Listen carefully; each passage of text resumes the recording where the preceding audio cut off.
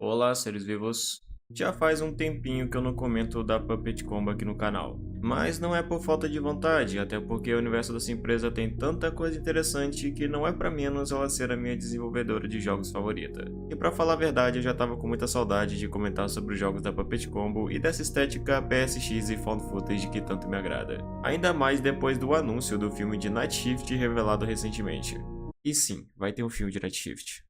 E vamos lá, são muitas experiências que destacam os horrores do universo dessa empresa, das quais algumas delas eu já até cheguei a comentar em outros vídeos, e como a Páscoa tá chegando eu quero aproveitar para comentar sobre mais uma dessas experiências, sendo o jogo chamado Murder House, que pessoalmente, dessa empresa, é um dos meus jogos favoritos. A experiência dele ganha destaque na sua trama, que conta a história do bizarro assassino da Páscoa em uma narrativa que se abstém de filtros para explicar seus horrores. E que por conta desse killer faz o jogo ter a história mais perturbadora dessa empresa. E é sobre esses horrores que eu irei falar no vídeo de hoje. Então, sem demorar muito, pega um café e vamos pro vídeo porque a história é longa.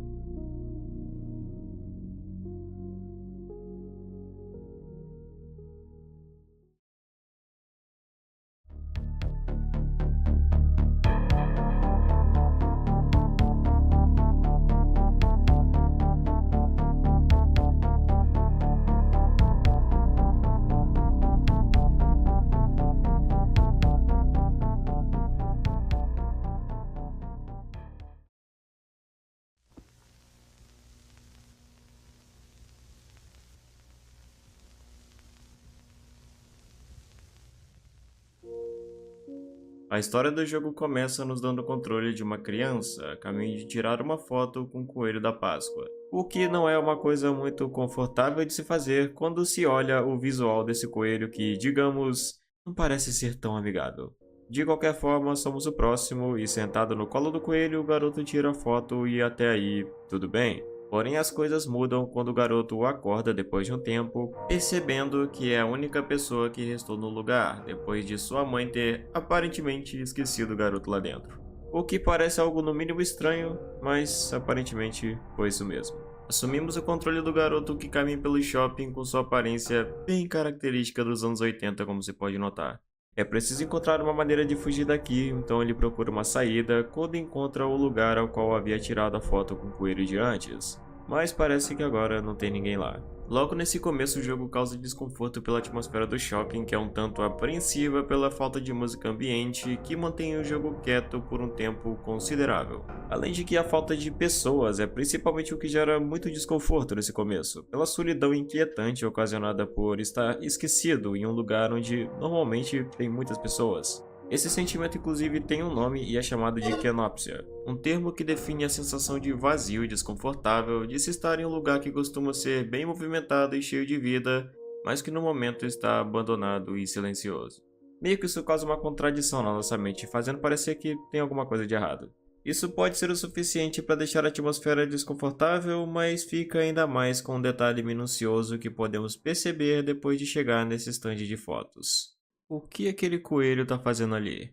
Bem, talvez seja só uma alucinação, porque quando vamos até lá, ele simplesmente some. Mas de qualquer jeito, isso torna o cenário mais sombrio apenas de imaginar a hipótese de que temos uma companhia indesejada. Agora encontrar uma saída é uma tarefa ainda mais desafiadora, só que mais necessária do que nunca. O ambiente é escuro e o garoto continua com seu objetivo andando por vários lados. No meio disso, alguns cartazes na parede de pessoas desaparecidas chamam sua atenção. Um detalhe interessante, todas elas são crianças. Então, uma porta que se diz ser a saída aparece trazendo a esperança de sua tão desejada fuga, e sem pensar duas vezes, entramos lá. Ela leva um corredor extenso por várias portas pelo caminho, que traz um sentimento claustrofóbico, ao mesmo tempo que cada passo parece premeditar algo de bem ruim que está prestes a acontecer. Só que ignoramos isso porque tudo que importa é sair daqui.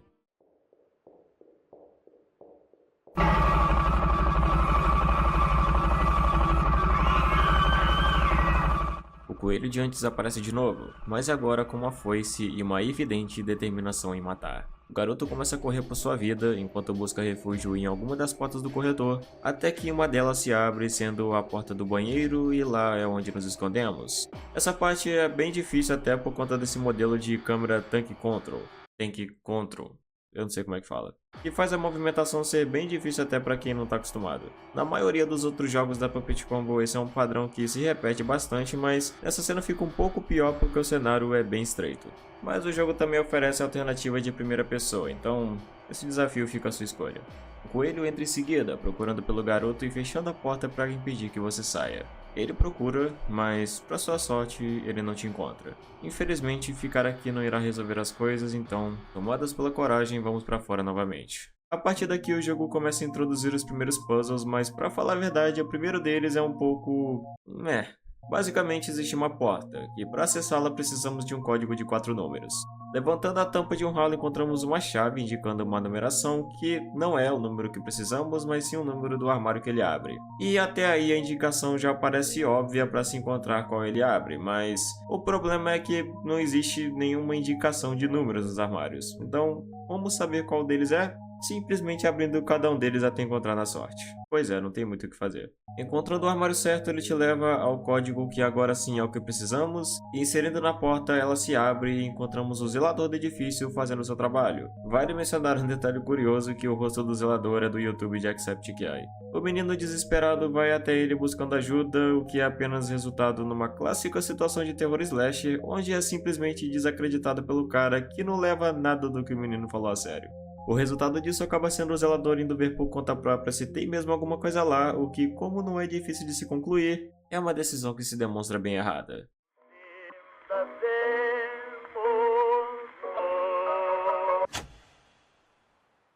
Na ausência do zelador, as luzes se apagam, começam a surgir passos de alguém se aproximando, então nos escondemos debaixo da mesa. Mesmo assim, ainda não é o bastante para impedir que aquela coisa te encontre.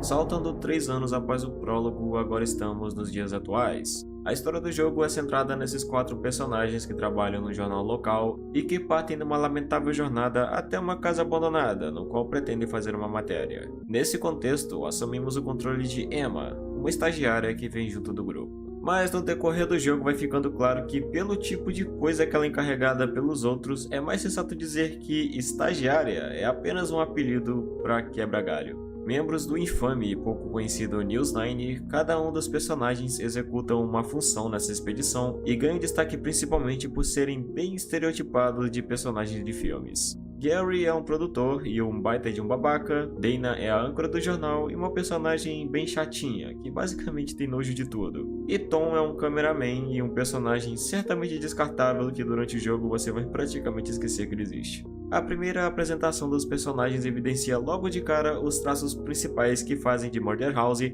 uma obra de destaque com elementos clássicos de filmes trash antigos, que pode ser notado tanto na personalidade do seu grupo como nas falas dos personagens que em vários momentos decorrem de formas bem cômicas. E sério, são muitos momentos entre as conversas deles que você acaba enxergando a trama como de um filme mesmo, de tão caricatos que eles são. O agente imobiliário não apareceu, então eles não conseguem entrar na casa de primeira porque eles dependiam dele para isso. Parece um tanto estranho a ideia do homem não aparecer, já que o carro dele tá do lado de fora, mas parece que vai ser preciso dar outro jeito. E o jeito, obviamente, é invadir o lugar. Entrando por uma janela do porão, vamos para dentro da casa. Contemplando seu completo abandono, fazemos uma breve exploração que nos revela uma carta. Ela foi escrita por Jerry, o agente imobiliário que deveria ter nos recebido. Ele diz que alguém invadiu a casa pela janela do porão e entrou quando não tinha ninguém. O invasor acabou roubando um dos fusíveis da casa, então não tem energia. mas ele alivia a situação dizendo para não se preocupar porque deixou um fusível reserva em algum lugar. Só que a parte estranha é que o final da carta meio que contradiz a maneira como encontramos a casa quando chegamos nela, já que ele diz que deixou a porta da frente aberta, caso não nos escutasse chegando. E bem, como se pode notar, não foi isso que aconteceu, já que além da porta estar trancada, o agente não parecia estar mais lá. De qualquer forma, já que estamos aqui dentro, já podemos começar a gravar. Emma pega o material, leva até lá dentro e se junta aos outros que começam a reportagem. O noticiário documentado por Dana fala sobre Anthony Smith, também conhecido como o temido assassino da Páscoa, o homem que protagonizou o verdadeiro horror para famílias ao redor do país, que apenas a menção de seu nome causa arrepio nas pessoas. A ideia por trás da gravação ser conduzida dentro dessa casa deixa tudo ainda mais sombrio, já que era aqui onde ele morava e também onde fazia suas vítimas. E o mais perturbador de tudo é que essas vítimas eram crianças. E infelizmente a maior parte delas, se não todas, encontraram seu fim pelas mãos desse homem. E como é de se imaginar, suas atrocidades foram ações que destruíram as famílias das 11 vítimas feitas nessa casa. Pelo fato de ser um canal claramente de baixa audiência, dá pra perceber o teor bem sensacionalista conduzido pela reportagem, com um script dirigido de forma crua e bem explícita. Isso é um tipo de coisa que não se espera de um canal de grande audiência, então eles meio que aproveitam disso para tornar a matéria mais impactante. Pra falar a verdade, não é nem difícil perceber isso pela forma como Gary conduz a reportagem. Ele nem tenta esconder esse sensacionalismo de um jornal amador, que fica claro com a ideia de levar a equipe até a casa assombrada pelo espírito de Anthony, até a parte que ele coloca Emma para se fantasiar de fantasma e aparecer como vulto na gravação. E sim, ele faz isso numa parte. Podemos entender um pouco mais sobre o homem por trás da fantasia de coelho com o que é dito na reportagem. No final de março de 1979, ele assumiu um trabalho sazonal de coelho da Páscoa de um shopping e usou isso para se aproximar de suas vítimas, que eram crianças e adolescentes, naquele shopping que apareceu no prólogo do jogo. E se vestindo com a fantasia, ele podia atrair e sequestrar suas vítimas para depois fazer coisas perturbadoras de verdade, que nem vale se aprofundar aqui porque é realmente grotesco e repugnante, até porque o YouTube não gosta nem um pouco desse tipo de detalhe também, como vocês sabem. Pelo que é sugerido na reportagem, o assassino foi executado em 1985, e tudo o que sabemos sobre ele vem da única vítima que conseguiu sobreviver, uma criança chamada Randy Martinez. Ele diz que o modus operandi do coelho era baseado num tipo de caça aos ovos, onde ele soltava as vítimas numa estufa que fica do lado de fora da casa para então perseguir elas e fazer... bem, vocês já sabem o que. E desde sua morte a casa acabou ganhando a reputação como de uma casa assombrada, com muitos acreditando que o espírito dele continua lá dentro. O contexto por trás dessa casa agora fica mais claro e também ajuda a construir um aspecto mais sombrio, tendo plena ciência do que ela representa. A primeira parte da reportagem foi concluída, então Gary decide dar uma pausa e pede para Emma ir buscar algumas pizzas para o intervalo das filmagens. Equipado com o cartão da empresa, vamos de volta à van novamente, mas algo estranho acontece. Indo até o lado de fora, encontramos a van completamente desmontada. A pergunta que surge é quem poderia ter feito isso, e uma carta deixada no para-brisa do veículo pode levar a uma resposta. Nenhum lugar para ir agora. Parece que jogaremos um jogo. Vocês caçaram ovos e eu caçarei vocês. Encontrem todos e vocês podem ir embora. Não os encontrem e vocês não sairão. Levamos a mensagem até os outros que, como é de se esperar, não fazem muito caso da situação. Na verdade, isso só vale pro Gary, que acredita ter sido obra do agente imobiliário, enquanto Dana se demonstra desconfortável com tudo isso, demonstrando sua completa desaprovação em continuar as filmagens. O que também fica ainda mais estranho quando descobrimos que no meio disso, o Tom simplesmente sumiu. Bem, parece mais do que claro o motivo do sumiço dele, e as esperanças de que ele ainda esteja vivo são praticamente nulas, mas procuramos um pouco e olha ele aí. Ainda pode existir alguma dúvida se foi mesmo o coelho que fez tudo isso, mas de qualquer jeito, a melhor coisa é dizer aos outros que o Tom tá bem. Mas enquanto estamos a caminho de fazer isso, escutamos um barulho estranho e quando vamos ver o que era, o pior acontece.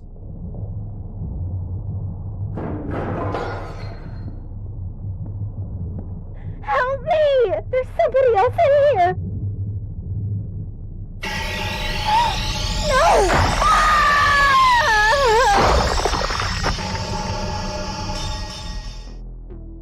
Dana parece desesperada, dizendo que tinha mais alguém ali. Só que antes que pudesse dizer, o coelho aparece novamente e põe um fim à sua vida.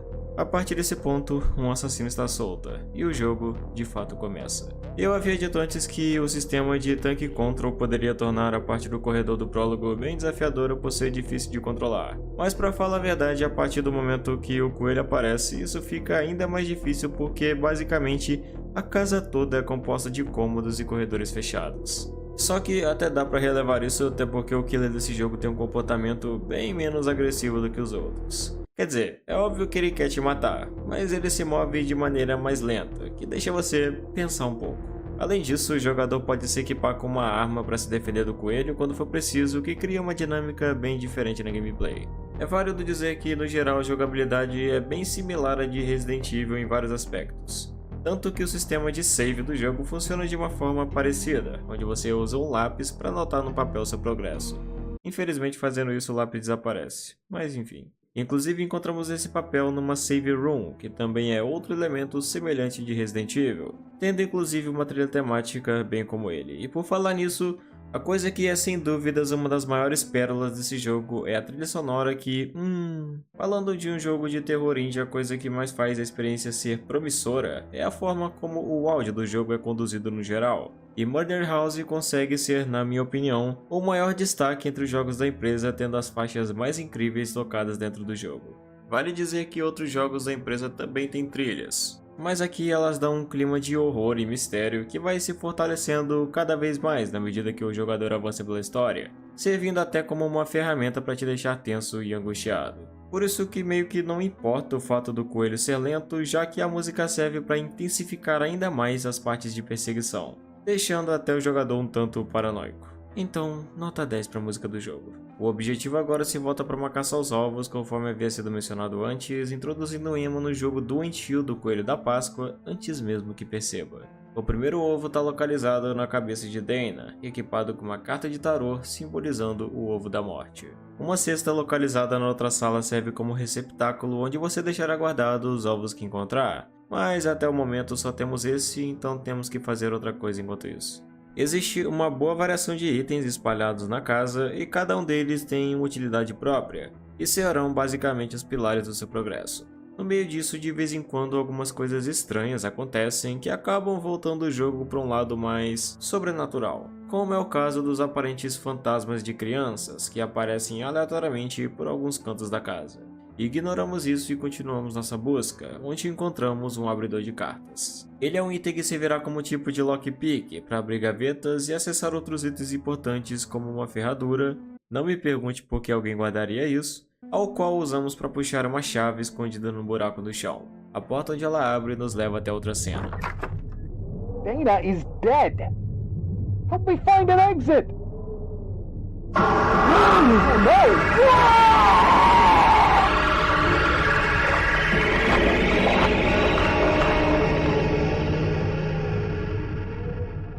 Tão inútil quanto poderia ser, Gary é executado pelo coelho enquanto nos escondemos debaixo da cama. Depois da cena violenta, encontramos uma carta que detalha um pouco mais sobre o sofrimento das vítimas que estiveram ali. O coelho grande nos observa.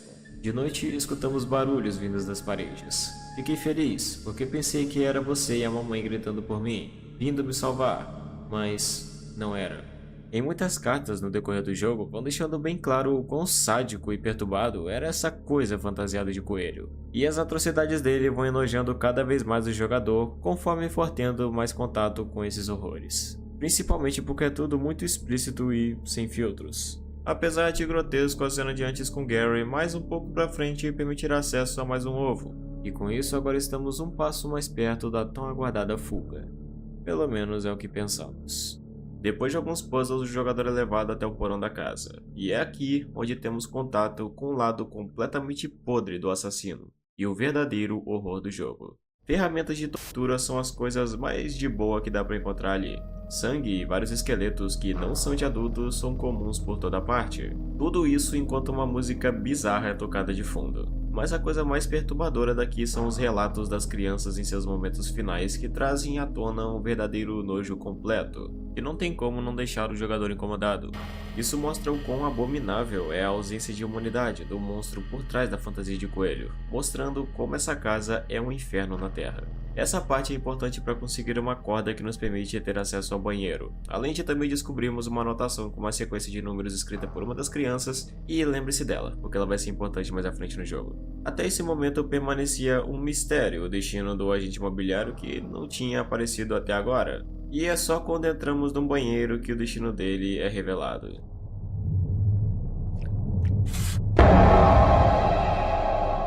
A cena é grotesca, mas serve para conseguirmos o terceiro ovo que estava no corpo dele. Querendo ou não, isso levanta uma dúvida sobre a real identidade do assassino, já que, por tudo que vimos, parecia lógico que o agente fosse a pessoa por trás da fantasia. Mas com a cena da morte dele, essa teoria também acaba morrendo junto. Se o assassino está entre a gente, só existe uma única pessoa que pode ser ele. E essa pessoa é o Tom. Na parte que a van é destruída, por exemplo, quando o Emma vai pegar as pizzas, coincide com o momento em que o Tom desaparece, o que levanta suspeitas sobre ele. Além disso, no momento de agora, ele também está desaparecido, então a hipótese mais provável é que seja ele mesmo. Procuramos ele mais uma vez, só que aqui as coisas ficam mais estranhas. Apenas encontramos sua câmera jogada no chão da cozinha contendo uma gravação feita por ele que basicamente contradiz tudo o que teorizamos.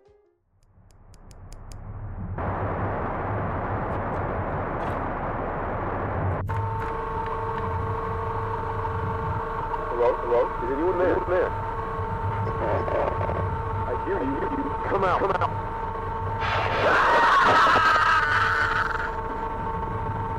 O coelho pegou o Tom também. Agora não resta mais ninguém que possa ser algum suspeito, o que nos leva a pensar que a pessoa por trás da fantasia é alguém desconhecido. Ou talvez no pior dos cenários até o próprio Anthony, quem sabe? Bem, essa é a menor das preocupações agora, porque tudo que importa é sair dessa casa. A gravação da morte de Tom não serve apenas para mostrar o fim do personagem. Durante a filmagem é mostrado o coelho colocando alguma coisa dentro do piano, possivelmente um ovo. O objetivo agora é ir até lá. Aqui precisamos resolver um puzzle a partir das notas do piano que precisam ser tocadas em uma ordem correta para ele abrir. E é aqui onde vamos usar aquela anotação que eu mencionei antes. A sequência numérica é referida na carta como uma música, mas na verdade ela é um código onde cada número está associado com uma tecla de número equivalente. Ou seja, o número 8 se refere à oitava tecla, o número 3 à terceira e assim por diante. Sabendo disso, resolvemos o puzzle tocando cada tecla na ordem correta e o piano se abre, revelando o último ovo que precisamos para sair da casa. Levamos até a cesta e enfim liberamos a última porta da casa que dá acesso a um longo corredor, que além de deixar o clima ainda mais tenso também traz uma claustrofobia agoniante, sendo o corredor mais estreito que encontramos no jogo. E depois de um tempo andando descobrimos que ele dá acesso à estufa, o que não torna o cenário aliviante, já que, como sabemos, era o lugar onde o coelho fazia suas vítimas. Entramos lá dentro e agora nada nos impede de ter a tão sonhada liberdade que está a uma porta à nossa frente. Só o que precisamos é abri-la. Mas antes que possamos fazer isso, uma revelação inesperada acontece.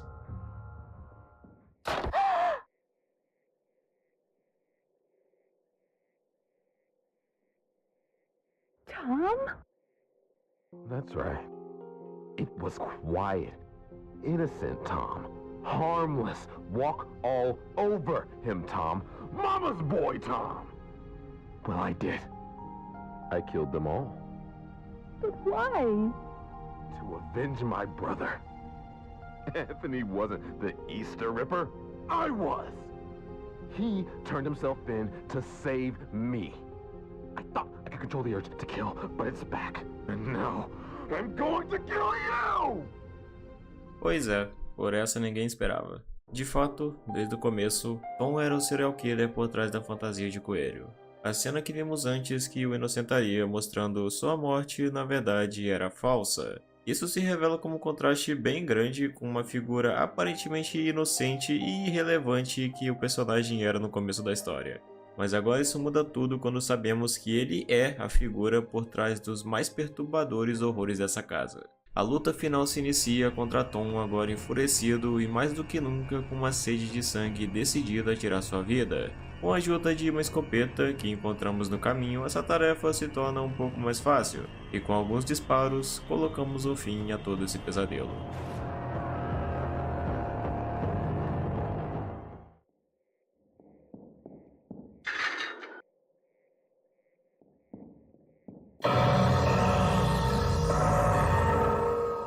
You can't kill me.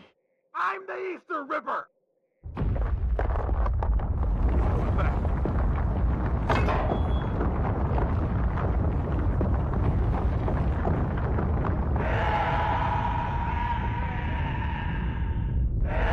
for me!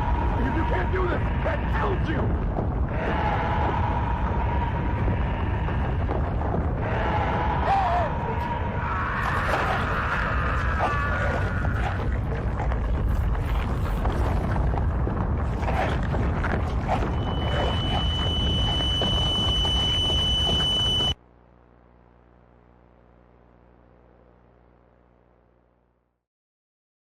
O fim do jogo tem uma diferença notável com outros de seu universo, se voltando para uma conclusão sobrenatural, onde as vítimas de Tom voltam dos mortos para tragar seu corpo, pondo fim a uma alma amaldiçoada. E parece que tudo acaba aí, porém... Cut. Brilliant. Congratulations, guys. That's a wrap. A wrap? That ending doesn't make any sense. Pois é. Aqui temos um dos maiores, entre aspas, problemas do jogo, que é o seu final.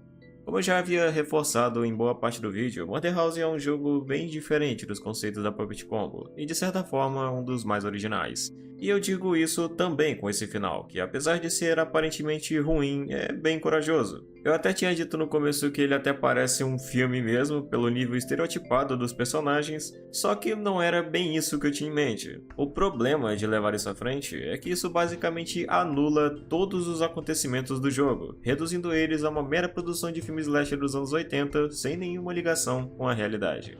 Mas, espera, será que é isso mesmo? Bem, originalmente o final do jogo era aquele mesmo em que o Tom morre, e esse epílogo só foi adicionado em uma atualização alguns anos depois. Mas ao contrário do que parece, ainda existem algumas coisas importantes de se observar nele e que podem levá-lo a se ligar com uma história obscura por trás de tudo isso. Depois que o filme é terminado, podemos dar uma volta por aí, conhecendo os personagens, figurantes e produtores desse filme, e é onde tiramos algumas conclusões interessantes. A primeira coisa a se levar em conta é que o ator que deveria fazer originalmente o papel do coelho havia desaparecido misteriosamente há quase 3 dias, e eles precisaram adiantar o filme com um final improvisado. Falando nisso, se você parar para perceber, na verdade, o final dessa história é quase uma referência completa. Um serial killer que leva almas de crianças para logo depois se vingarem dele em uma tortura eterna, parece que eu já vi isso em algum lugar. Durante o filme, nossa personagem é chamada de Emma, mas ao contrário da atuação, seu nome verdadeiro é Sarah.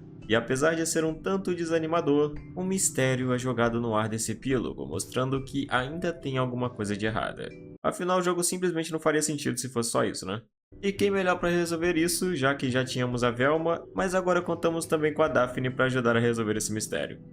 É só brincadeira. Falando com a mulher, ela diz que o ator que desapareceu era chamado de Nick e não é dado muita importância com seu sumiço, pelo que se pode notar na conversa. Uma das coisas estranhas é que é sugerido em outras conversas que, apesar de ser um filme, a ideia por trás dele tem de fato um fundo de verdade, quando sabemos que pessoas realmente morreram naquela casa. Outra coisa também estranha é que quando olhamos o vestuário, percebemos que algumas fantasias estão faltando, sugerindo que talvez alguém de fato esteja por trás disso e realmente exista um assassino da Páscoa no fim das contas. Sarah acaba indo embora da festa mais cedo, e uma coisa que chama atenção é o que acontece depois que ela vai para casa.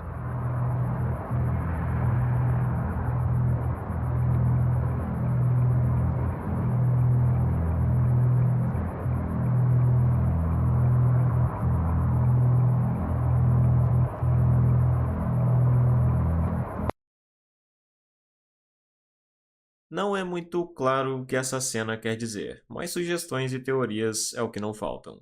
A primeira delas é a ideia de que o assassino realmente existe e está pronto para fazer sua próxima vítima, se escondendo no carro de Sarah sem que ela perceba. Talvez até mesmo já tendo feito uma vítima antes dela, sendo o Nick mencionado antes que estava desaparecido. Mas outra teoria que também existe, que pessoalmente é a que eu acreditei quando vi essa cena pela primeira vez, é que o assassino é na verdade a assassina. Sim, nessa teoria, o verdadeiro killer da história seria a Sarah, e a fantasia no seu porta-malas seria um dos quais ela havia roubado e que estavam faltando no set, explicando que ela o pegou para cometer seus crimes. Isso inclusive também explica o fato dela ter saído da festa tão cedo e antes de todo mundo como havia feito. Sinceramente, esse final ainda é bem anticlimático para dizer o mínimo.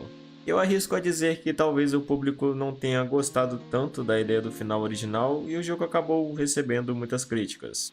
Apesar de, na minha opinião, ser um encerramento bem original por parte da empresa, fazendo algo que eles nunca tinham feito antes. O que provavelmente pode ter sido o caso do jogo só mais tarde mudar o final adicionando esse epílogo para concluir a história, mas... de qualquer modo, acho que o mais seguro a dizer é que, mesmo sendo um filme, o assassino realmente existe, sendo a Sarah ou não. Porém, quanto a isso, só restam dúvidas.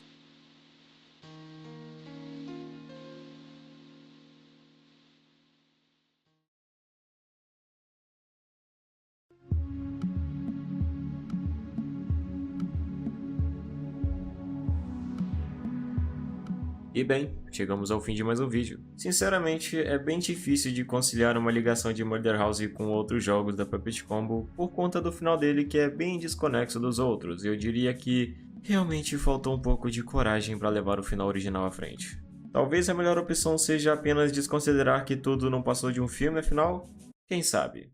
Ao meu ver, pelo menos, isso ainda não anula o fato do jogo ter uma trama bem interessante, dado o olhar muito mais sombrio evidenciado no killer e no andamento da história, além de, num aspecto geral, ser muito bem produzido, como na atmosfera e nas trilhas principalmente. Ainda é um dos meus jogos favoritos, apesar desse final. Eu espero que você tenha gostado desse vídeo e tenha tido uma boa experiência com ele, e se for esse o caso, eu peço encarecidamente que você deixe o seu gostei e comente o que achou do vídeo, com certeza vai me ajudar demais.